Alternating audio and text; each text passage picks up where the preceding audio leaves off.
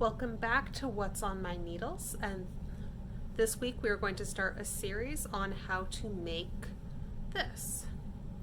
So this is in fact a cowl. Let me put it on for you. So it can be worn like that. So it looks like a normal scarf with the tails tucked into a jacket. Or you can turn it around if you want a little bit more warmth over the front of your neck. It leaves the back a little bit open. But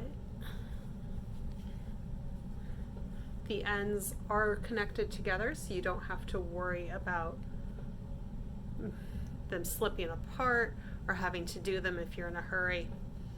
And the pattern is a 4-strand braid and an 8-strand braid. So let me get set up. I'm going to do the cast on and the first couple rows of garter stitch, and then I will show you the next step, which is doing the increases. And I'm just going to show you the first little bit today, and then we can go into some more of it on the next video. Not sure how many videos this one's going to take, but this is at least part 1 of 2, if not part 1 of 3. So I'll be right back. Please remember to like, follow, and subscribe to these social media platforms. Links will be provided in the description below. So I am past the first 2 garter ridges. And now I'm going to start making the ribbing that will turn into the cables. So before I keep going, I am right here. So I'm doing a knit 2, purl 2 ridge to get everything started.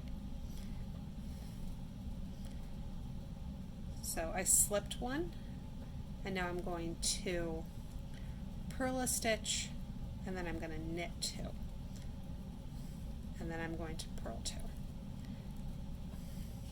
So let me slow the stitching down a little bit. So I'm inserting my needle from front to back.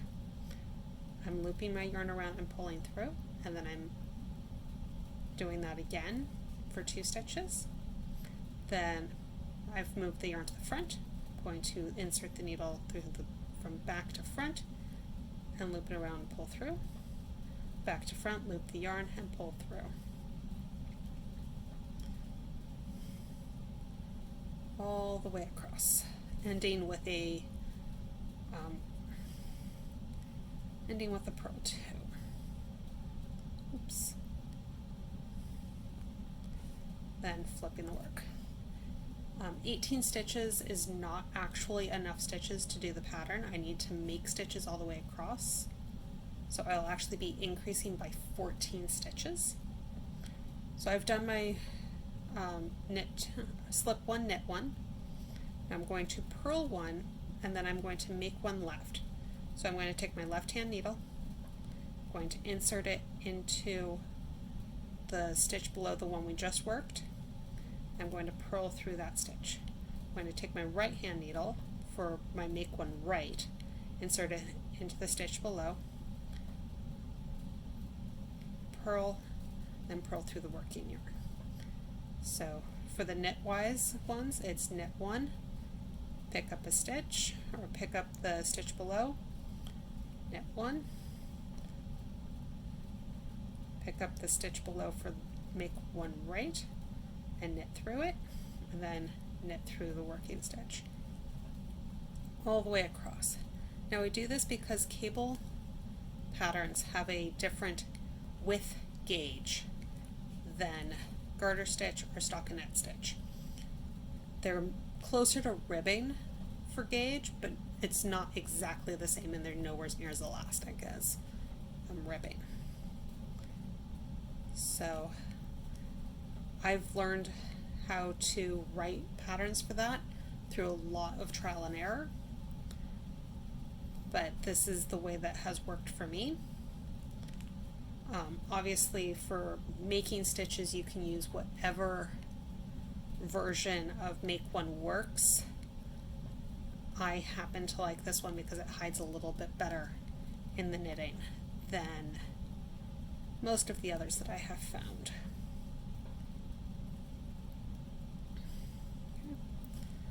And now we actually get to start the cabling.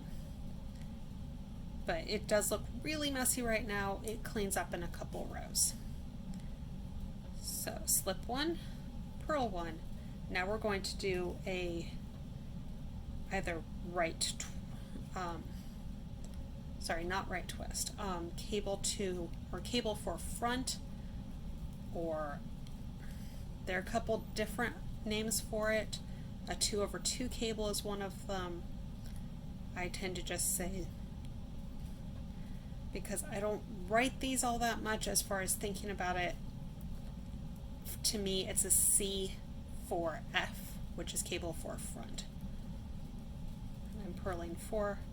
Now let me slow this down for you a little bit and actually explain. I am using a bobby pin. I find stitches don't fall off of it. I'm going to slip one stitch on, slip a second stitch on, push them to about midway on the bobby pin, and then knit the next 2 stitches on the needle, and then slip these 2 back to the left hand needle, stow the bobby pin somewhere in the knitting or off to the side, and knit the 2 stitches. Most of the time instructions will say to use a cable needle. So since I actually do not own one, I will show you with one of my double pointed needles. So I've slipped those down a little bit. 1, 2, onto the cable needle, and then it just hangs in front. You knit 2 from the working needles, and then you knit them off of the cable needle. Not my preferred method, but that is how things are typically written and explained. The other way to do it, and I don't do this one, so if I mess up, that's what's going on, is to do a needleless cable. So you actually take all 4 stitches off the needle, slide the right 2 stitches back on your left hand needle, left 2 stitches on the right hand needle, and then slide those 2 stitches back onto the left hand needle. So I actually got it, but now they're super tight. They are super duper duper tight.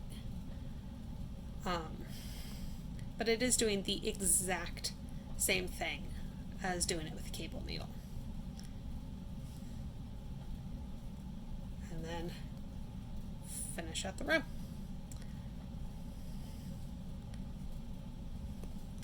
So I'm going to work back, knitting the knits, purling the purls, and then I'll show you how to do the right and left twist. So I will be right back. If you would like to help fund this page, please find me on Patreon at Theatrical Crafts. So I have worked back, so my yarn is back on the left-hand side of the project. So to make the spaces in the middle of the cables, we actually need to do a twisting right and twisting left. So for this one, because there's only 1 stitch on the needle, I'm actually going to stow that needle underneath the cable work. It's just a handy place to make it go away. And I'm going to take the bobby pin out again. I'm going to pick up that purl stitch. This one is only it's a 2/1 twist.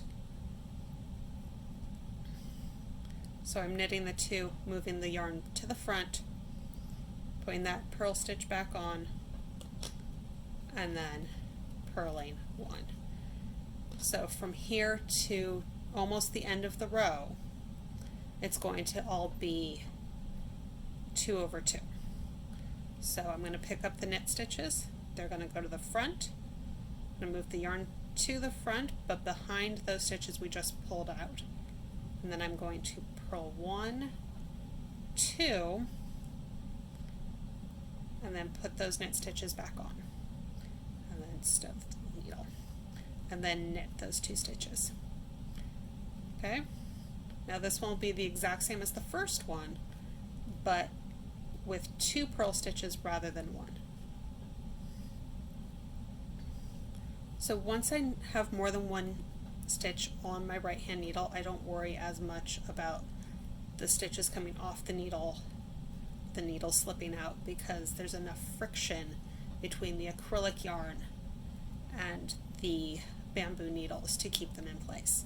When I have switched around between types of needles, that's not always the case.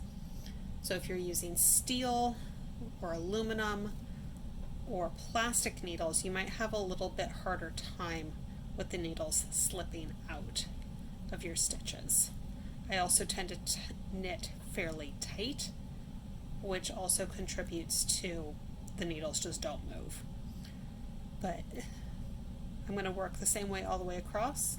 It's the same basic stitches or same cables from here till the end of this section. There's one additional type of cable, which is the C4B,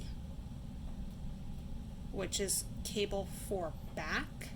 So this was the front, the back is literally holding those 2 stitches to the back instead of the front. So that's it for this week, and I will see you next time on What's on My Needles. This video was sponsored by Sam Cardenas, my stylist at Color Street. To find a link to my party through her, please check the description below.